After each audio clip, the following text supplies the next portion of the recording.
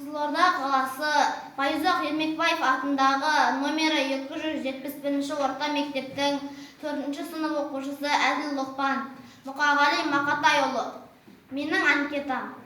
Туған жерің ұланымын Қарасаз деп аталатын ауылдың. Туған жылың 1931, құрдасымын Шәмілдің. Жынысың кім? Еркекпін ғой, еркекпін, және дағы тәуірмін. Партияда барсың ба? Жоқпын, бірақ коммунистік көзқараспен қараймын. Шыққан тегің шаруамын, бар тірліктен жоғары оны санаймын.